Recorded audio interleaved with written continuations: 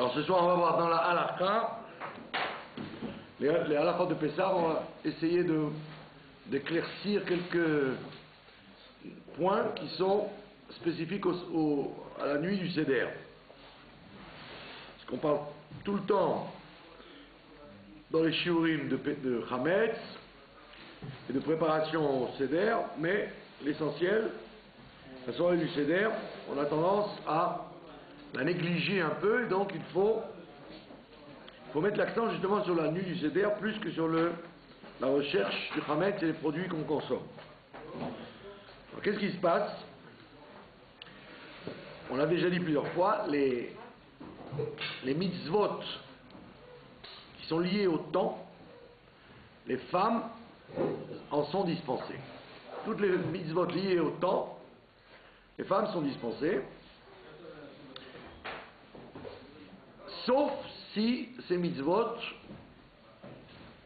ont un rapport avec les femmes.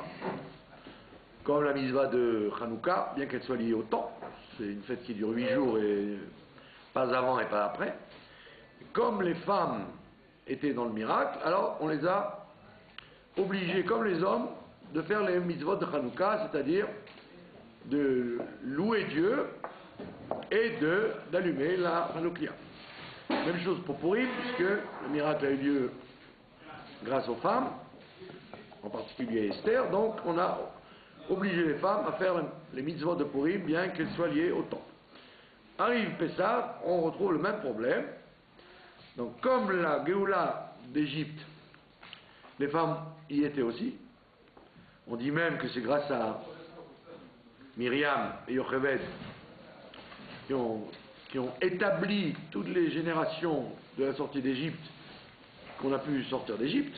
C'est elles qui ont été responsables, Myriam et Yocheved, de la survie de millions d'enfants et surtout de la survie du Rédempteur, Moshe Rabbeinu. Donc, de là on apprend que les femmes sont intimement liées avec la soirée du Seder, et donc toutes les mitzvot, que ce soit de Horaïta ou de Ravanan, du Seder, les femmes doivent les faire. Et elles ne sont dispensées de rien du tout. Et donc, s'il y a un conflit entre une soupe qui brûle et le Seder, elles doivent laisser brûler la soupe pour faire partie du Seder. Et non pas être condamnées à être à la cuisine, puisque le soir du Seder, tout le monde se libère. Donc, il faut se libérer aussi de la cuisine. Donc, la première mitzvah du Seder, c'est la mitzvah de Kiddush. La mitzvah de Kiddush, c'est le seul soir de l'année où on est obligé de faire le Kiddush quand il fait nuit. Étant donné que les Chachamim ont relié la matzah, la mitzvah de matzah, avec la mitzvah des 4 coupes, les Arba Kosot, donc comme la matzah, je dois la manger la nuit, puis c'est écrit Ba'erev tochlu matzot, dans la nuit vous mangerez des matzot, donc je ne peux pas faire ce que j'ai le droit de faire les autres Shabbatot et les autres fêtes, d'avancer comme on le fait en Chutzlaretz quand le Shabbat et la fête rentrent trop tard. Alors la plupart des communautés font rentrer le Shabbat bien avant la nuit pour pouvoir manger en famille et dormir plus tôt. Mais le soir du Seder, la matzah, on ne peut pas contredire le verset qui dit Ba'erev, il faut que ce soit Erev Mamash. Donc tant que les 3 étoiles ne sont pas sorties, on ne peut pas manger de la matzah. Donc c'est un problème pour par exemple les vieux ou les enfants ou les malades. On ne peut pas leur faire plaisir en avançant le Seder plus tôt pour qu'ils puissent aller dormir plus tôt. Il faut absolument, impérativement attendre la nuit pour faire un Seder, même un Seder raccourci qu'on a le droit de faire quand il y a des malades par exemple. On a le droit de faire un Seder raccourci. Il y a un texte qui est publié par la Rabbanout pour les soldats, pour les malades, pour les personnes handicapées.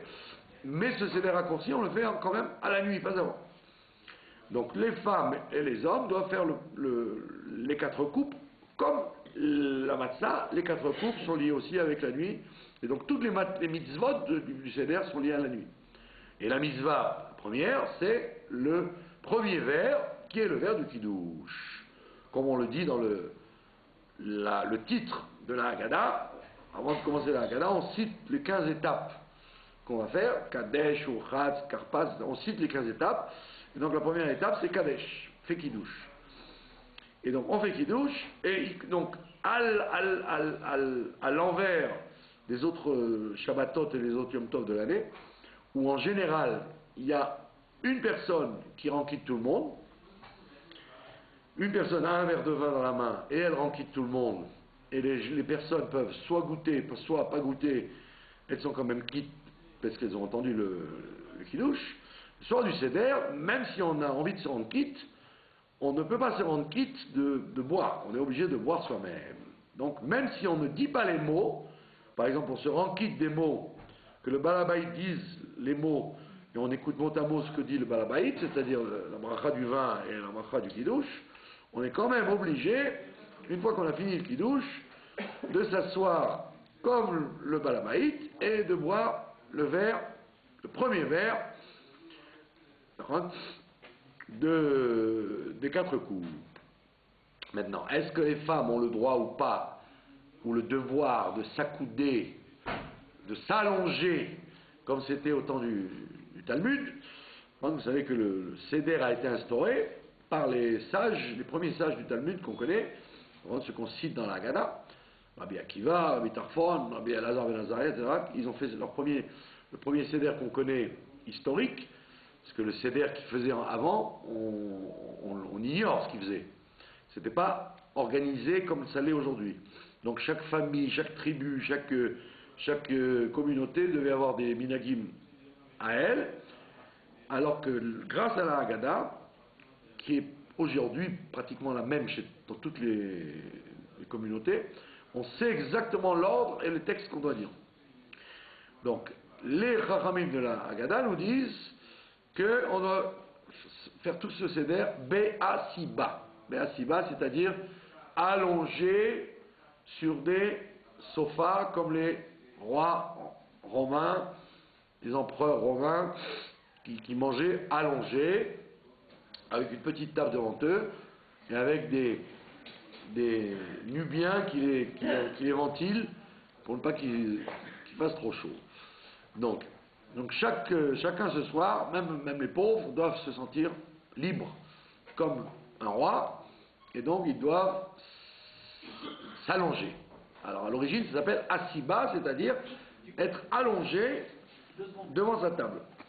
Et ça a donné d'ailleurs la formule de messiba. Quand on dit une messiba, c'est en vérité, ça vient du mot aseba. Donc aujourd'hui, nous dit les Tosfot nous disent, aujourd'hui, nous ne mangeons plus allongés, puisque les Tosfot vivaient en France, au Moyen-Âge, au temps des croisés, des marchemam, et donc, déjà en Europe, on mangeait à table, on ne mangeait plus allongé. On mangeait, comme nous maintenant, aujourd'hui, à table, assis. Il n'y a que dans les pays orientaux que certains émirs, certains rois arabes continuaient jusqu'à maintenant à manger allongé. Mais la plupart des gens mangent d'une façon européenne, ils sont assis. Et donc, quand on dit assis bas aujourd'hui, c'est pas une assez bas, on n'est pas allongé, on est simplement accoudé. Alors on s'accoude sur le côté gauche, qu'on soit gaucher ou droitier, on doit s'accouder sur le côté gauche, en signe de liberté, c'est-à-dire comme les gens qui sont, comme les maîtresses dans les écoles reprochent à leurs élèves, quand ils sont allongés sur le côté gauche, elle leur dit tiens-toi droit, tiens-toi bien, etc. C'est-à-dire qu'à l'école, tu n'es pas libre, tu ne fais pas ce que tu veux. Mais le soir du Seder, c'est pas mal élevé d'être allongé sur le côté gauche, c'est au contraire un signe de liberté, tu n'as rien au-dessus de ta tête, tu fais ce que tu veux, tu manges donc sur le côté gauche, comme les enfants qui sont libérés des interdictions de l'école. Et donc, qu'on soit gaucher ou droitier, on doit manger sur le côté gauche. Première raison, pour la liberté. Deuxième raison, parce que, on l'a dit plusieurs fois, l'œsophage et la trachée artère, l'œsophage fait passer la nourriture, la trachée artère fait passer l'air.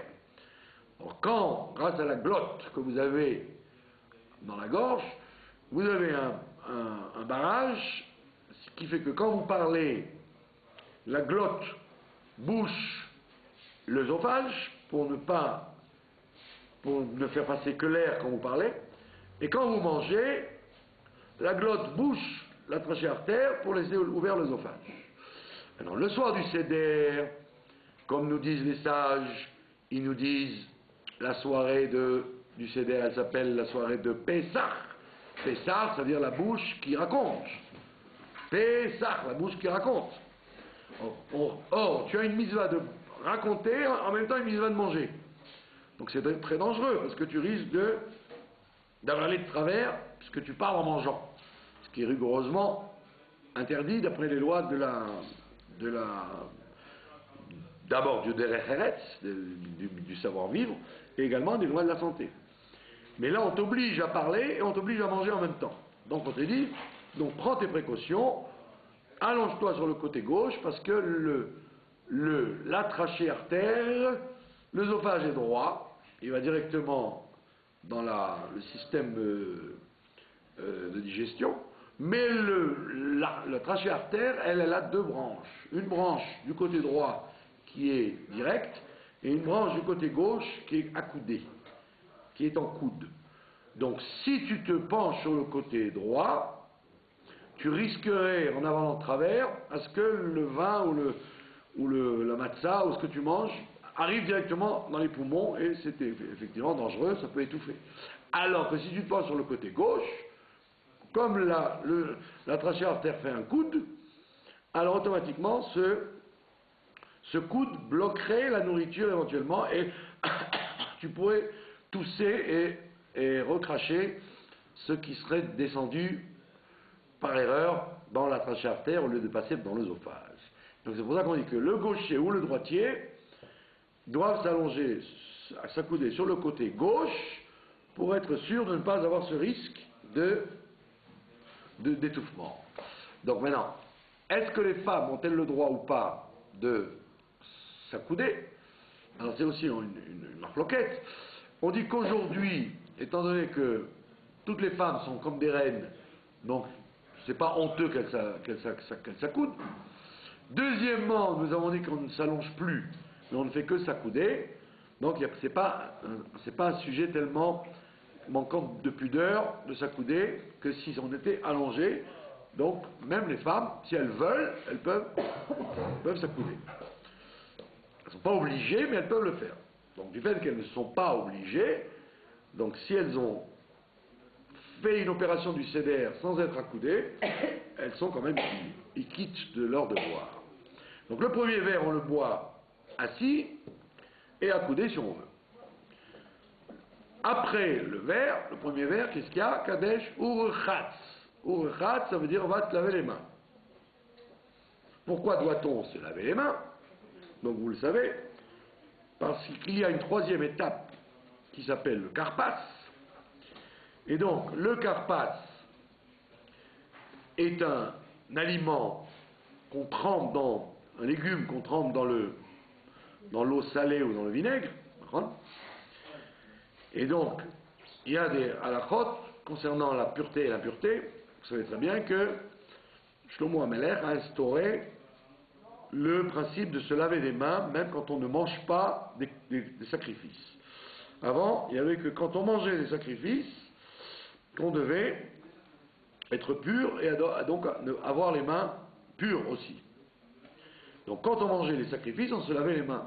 Mais Shlomo HaMelech a instauré que même les gens qui ne mangent pas de sacrifices, mais qui mangent des choulines, des choses profanes, ils doivent se laver les mains, et c'est pourquoi on se lave les mains quand on va manger du pain, qui est le principal aliment. Mais maintenant, il n'y a pas que le pain qui nécessite un lavage des mains, c'est tous les aliments qui sont transmetteurs d'impureté. Il y a 7 liquides qui transmettent l'impureté, et ces 7 liquides, quand on mange avec les doigts, si on est en contact avec ces 7 liquides, on doit se laver les mains avant. Ben, vous connaissez les 7 liquides, c'est on les appelle Yad Shachat Dam, la main qui égorge le sang. Alors Yad c'est Yaïd, le vin, Dalet c'est le sang, quelqu'un qui mange un steak très saignant, il s'est fait un steak saignant, ou des saucisses bien saignantes, donc le sang qui sort de ces saucisses ou de ce steak est transmetteur d'impureté, puisqu'on parle évidemment de liquides qui sont très très imbibés, on ne parle pas de liquides à peine humidifiés, on parle de liquides qui imbibent vraiment la nourriture. Donc quelqu'un qui mange un steak devrait se laver les mains, s'il mange le steak avec les doigts. Shachat, shin, c'est l'huile. Donc celui qui mange un aliment qui contiendrait de l'huile d'olive, il doit se laver les mains. Par contre, si quelqu'un il mange une salade avec les doigts, il a fait une vinaigrette avec de l'huile d'olive, il doit se laver les mains avant. Yad shachatret, c'est le lait, halal. Si il met les doigts dans le lait quand il mange.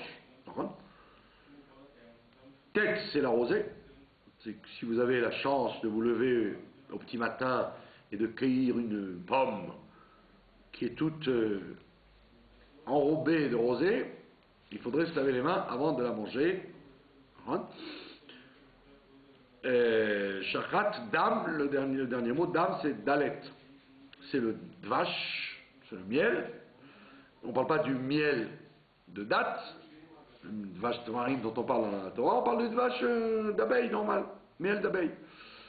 Donc si quelqu'un mange un gâteau oriental, une baklawa imbibée de miel ruisselant, il doit se laver les mains si le miel est très très très présent.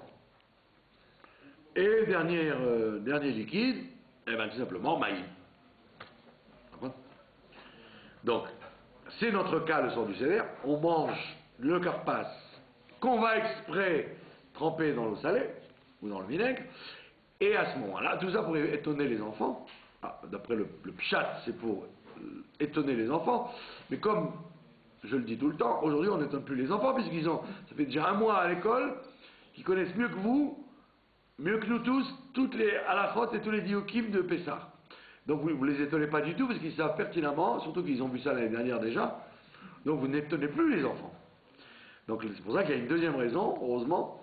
La deuxième raison, c'est qu'on veut allusionner Karpas, ça fait allusion aux 600 000 Samer Perer, les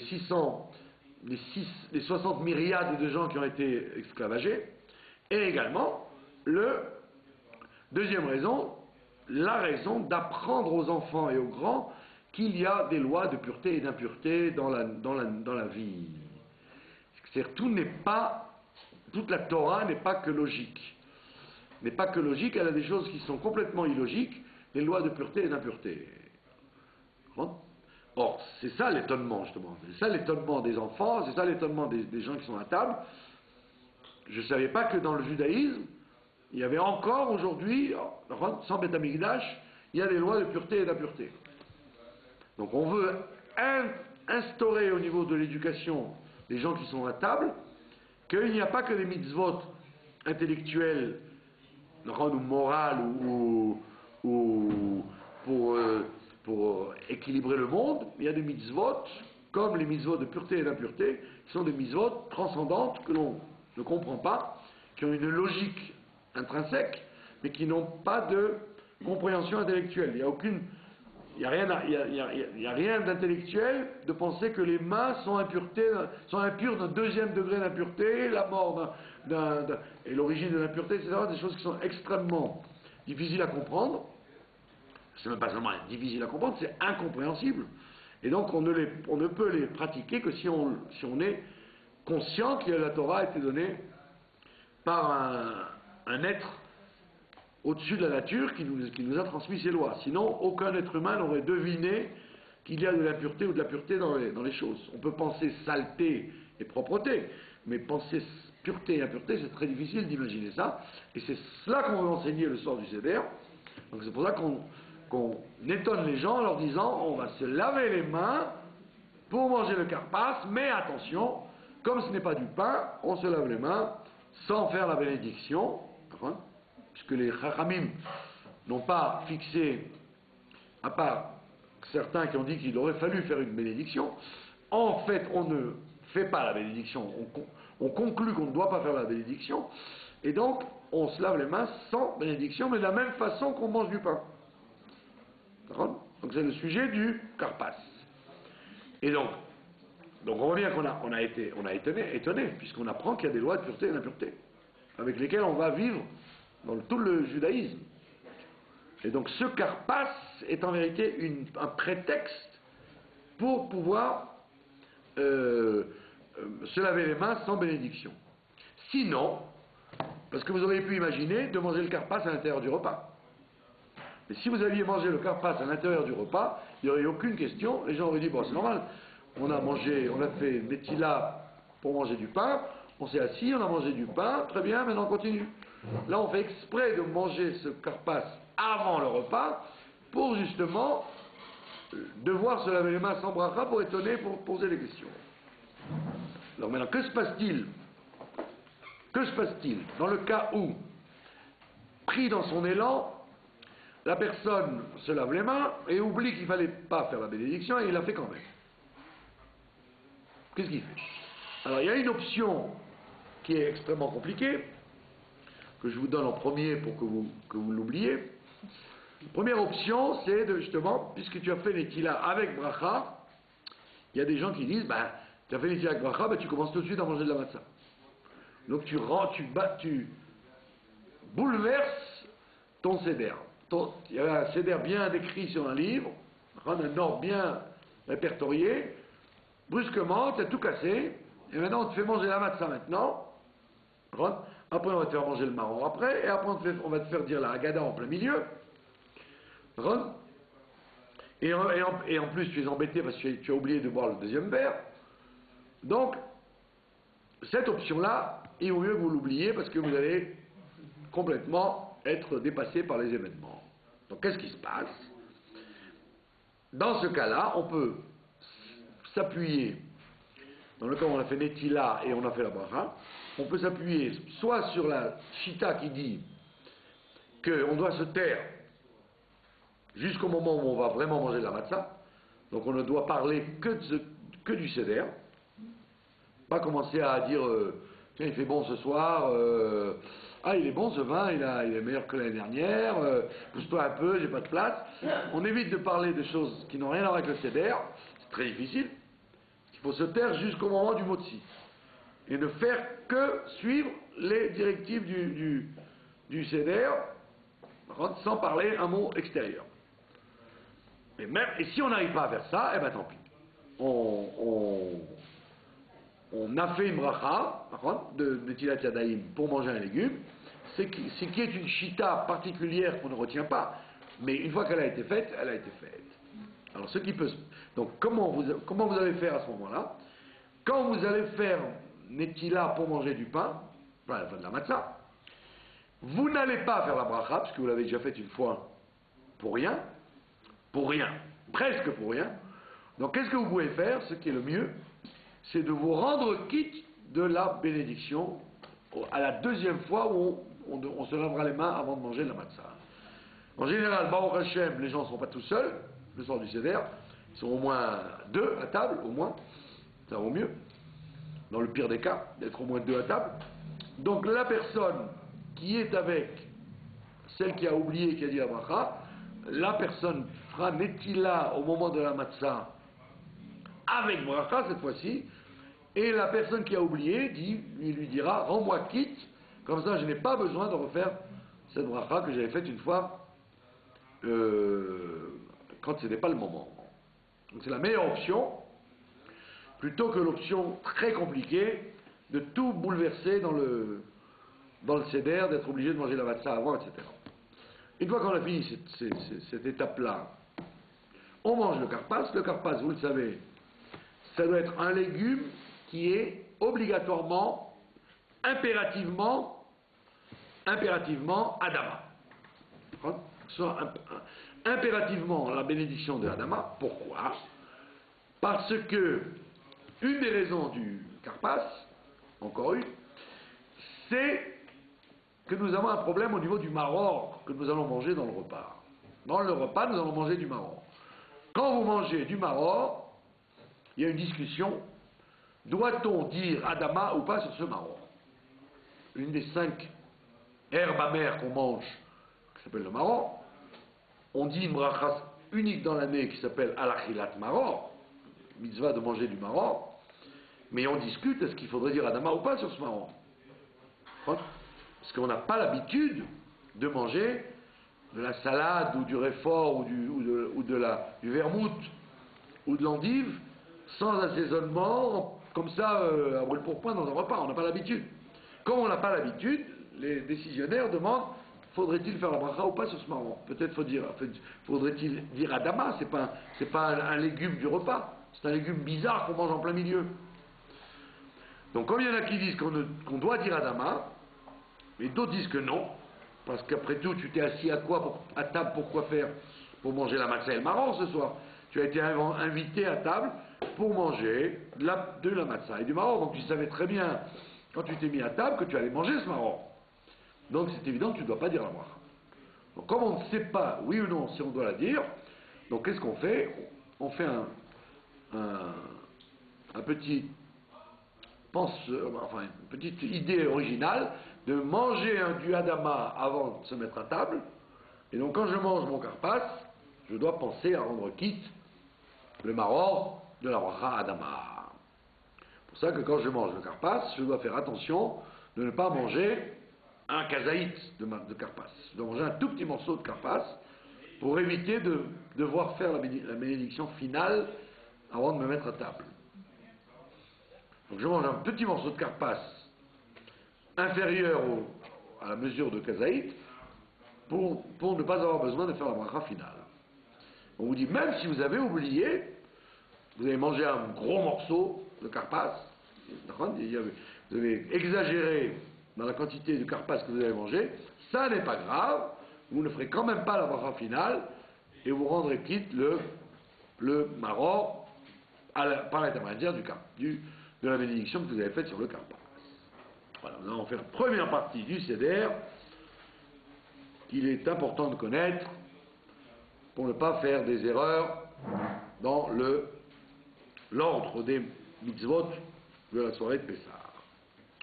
Nous allons passer à présent à la paracha. La paracha de cette semaine a ceci de particulier, c'est qu'elle vient apparemment comme un cheveu dans la soupe au moment où on prépare les préparatifs de Pessah. On sait très bien que la Providence fait les choses exprès, et donc nous devons nous interroger que vient faire la paracha qui parle de la purification de la lèpre quelques jours avant qu'on fasse le Seder de Pessah. Quel rapport avons-nous entre la lèpre et la purification et le soir du Seder? À partir de Purim, tout le monde a la tête dans Pessah. Donc on lit une paracha qui apparemment est comme un cheveu dans la soupe, surtout qu'on parle beaucoup de cheveux là-bas dans cette paracha, de poils, et ça a l'air de n'avoir rien à voir avec nos préoccupations du soir du Seder. Alors pour répondre à cette question, il faut voir un des éléments de la paracha qui est extrêmement intéressant, c'est que la paracha parle de les 3 sortes d'impuretés de lèpre qu'il y avait. Il y avait l'impureté de la lèpre, la plus grave, qui était sur la peau de l'individu, homme ou femme, pouvait être atteint de lèpre. D'ailleurs, je ne sais pas si vous le savez, mais la halakha fixe que pourquoi a-t-on le droit, pourquoi un médecin homme a-t-il le droit d'ausculter une femme, ou un maître nageur a-t-il le droit de voir des femmes en maillot, ou pourquoi dans ces professions-là on ne fait pas attention à la personne qui vous soigne. On peut dire, ah, il vaut mieux que ce soit un docteur femme pour une femme, et un docteur homme pour un homme. Alors, on ne vous dit pas ça. On vous dit, si le docteur homme est plus compétent que le docteur femme, ben, il faut aller chez le docteur homme. Et on vous dit qu'il n'y a aucun problème. D'accord? Et d'où on apprend cette halakha qu'un docteur, un pharmacien, ce que je sais moi un pharmacien, un maître nageur, quelqu'un qui s'occupe de santé, on ne regarde pas si c'est un homme ou une femme. On l'apprend de notre paracha. Que quand on visitait la personne qui avait la lèpre sur la peau, si c'était une femme par exemple, si la femme avait la lèpre, parce qu'on a dit que ou l'homme ou la femme pouvait avoir la lèpre. La preuve, Myriam a eu la lèpre. Donc si c'était une femme qui avait la lèpre, c'était le Kohen qui la regardait. Il ne disait pas emmenez une femme qu'elle vérifie la lèpre de cette dame. C'est pas toujours qu'il y avait des femmes qui étaient spécialistes en lèpre. C'est extrêmement compliqué les lois de la lèpre. Alors que les Kohanim, ils apprenaient ça, pour ça. Ils étaient raves en loi de lèpre. Donc quand ils regardaient la femme, on dit, ben de là on apprend que, comme il était préoccupé par par trancher la loi si elle est pure ou impure, donc il n'avait pas d'autres idées que de s'occuper de sa décision halachique, et donc il n'avait pas un esprit léger vis-à-vis de cette femme. Et c'est de là qu'on apprend ça. Donc, la loi la plus grave, c'est la lèpre sur le corps. Mais avant qu'il y ait la lèpre sur le corps, il pouvait y avoir la lèpre sur les habits, la lèpre sur les vêtements. Et la lèpre la moins grave, c'était la lèpre sur les murs. Donc il y avait les trois dimensions du corps, de l'habit et de la maison. Les trois proximités de plus en plus fortes. Donc quand quelqu'un disait du lachon hara, disait des mauvaises paroles, premier symptôme, c'était la lèpre sur le mur. Si ça ne s'arrangeait pas, il y avait la lèpre sur les habits, et si ça ne s'arrangeait pas, il y avait la lèpre sur lui. Bon. Maintenant, la Torah, donc la paracha de cette semaine, nous dit, quand vous arriverez pour conquérir votre terre, quand vous arrivez sur la terre que je vous ai promise, vous allez, quand vous arriverez sur la terre que je vous ai promise, vous trouverez des lèpres sur les murs, et vous creuserez donc les murs pour enlever les marques de lèpre, et le Kohen viendra après et il replâtrera les problèmes de lèpre. Le Midrash nous dit, tiens, c'est curieux, qu'est-ce que c'est que cette histoire que quand nous allons rentrer en Israël, nous allons trouver des lèpres sur les murs? Alors le Midrash nous dit, les Émorim, le peuple des Émoréens, les Émorim, ils avaient planqué, ils avaient caché les trésors 40 ans avant que les Juifs n'arrivent. Quand ils ont appris le passage de la mer Rouge, ils avaient tellement peur que les Juifs arrivent dans quelques jours et qu'ils leur volent tous leurs biens, puisqu'ils savaient qu'ils devaient faire la guerre avec eux. Ils ont donc caché dans les murs les trésors et ils les ont recouverts avec du plâtre. Et donc 40 ans après, puisqu'ils ne sont arrivés que 40 ans après, Dieu va faire un miracle, que tu vas dire du lachon hara, et que le lachon hara va avoir lieu justement, va se vérifier sur ce mur-là, et grâce à ce lachon hara que tu as dit, tu vas découvrir le trésor que Dieu voulait te donner. Donc on pose une question extraordinaire. On voit qu'une faute devient une occasion d'enrichissement. Alors justement, c'est pour ça qu'on dit, la paracha on l'appelle Metzora, mais beaucoup de poskim l'appellent Tahara. Beaucoup de décisionnaires ne l'appellent pas Metzora. Le lépreux l'appelle la pureté. Ça veut dire qu'en vérité, quand Dieu envoie une plaie, c'est vrai que tu es responsable d'avoir eu ce défaut. Le défaut vient de toi, c'est vrai. Mais en vérité, ce défaut, il peut être justement par un gilgoul, par un enchevêtrement d'événements, il peut être une raison de te faire, par ta tchouva, de te récompenser. C'est-à-dire qu'il y a quelque chose d'extraordinaire dans cette histoire-là, c'est que même le mal est en vérité l'occasion d'un très grand bien. Et c'est pour ça on dit en filigrane, pourquoi c'est les hémorrhies qui ont caché ça? Hémorrhies, ça vient de hémor, celui qui parle. C'est ton discours, le discours que tu as fait de dire la Shonara qui a réveillé justement cette volonté de parler et qui t'a poussé à dire du Lashon Hara, c'est ça qui t'a provoqué la lèpre. Mais malgré tout, Dieu est dans sa clémence, Dieu fait en sorte que, grâce à la tchouva que tu as faite, d'appeler le Kohen et d'accepter la pureté de ta maison, etc., et donc la décision de ne plus jamais dire de Lashon Hara, on te dit, ben voilà, on te récompense, on te rend riche. Et donc, là, les commentateurs disent, en vérité, tout ça, c'est quand c'est Bédiabat, c'est quand ça a eu lieu.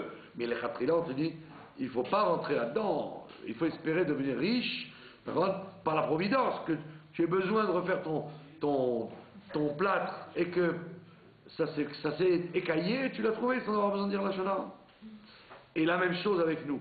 La seule façon d'avoir la pureté dans le monde, la seule façon, c'est pas de passer par la lèpre, c'est pas de passer par tous les événements dont la paracha parle. La seule façon, c'est l'annulation, d'être humble.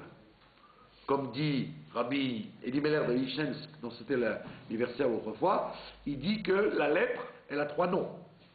Premier nom, c'est Et. C'est Et, ça veut dire je suis grand. Baeret, ça veut dire tout est clair chez moi. Tout est clair, j'ai besoin de personne, je ne demande à personne. Donc on dit, quelqu'un qui a cette façon de voir les choses, d'être toujours au-dessus de tout le monde, et de voir toujours tout clair alors que les autres ne savent pas, lui c'est un lépreux. C'est ça le lépreux. Donc on te dit, c'est pour ça que pour éviter la lèpre, il faut manger de la matzah, il faut de l'humilité. Quand on mange de la matzah, on ne risque pas d'avoir la lèpre.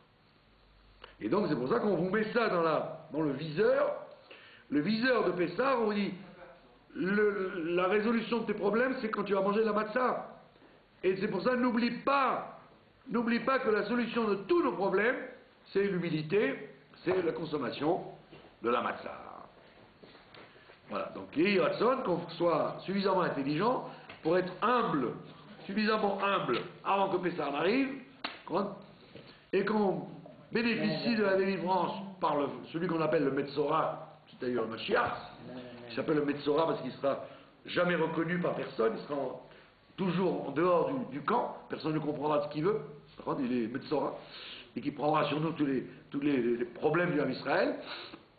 Et donc nous on fait ce travail-là de se purifier un peu avant Pessah, de manger de la matzah avant d'en manger, d'être humble avant l'heure, et donc automatiquement nous serons délivrés par Mashiach Tzidkenu et nous passerons le Seder avec le Mashiach dans le Beth Amikdash. Amen, Keni, Ratzon. Amen, amen.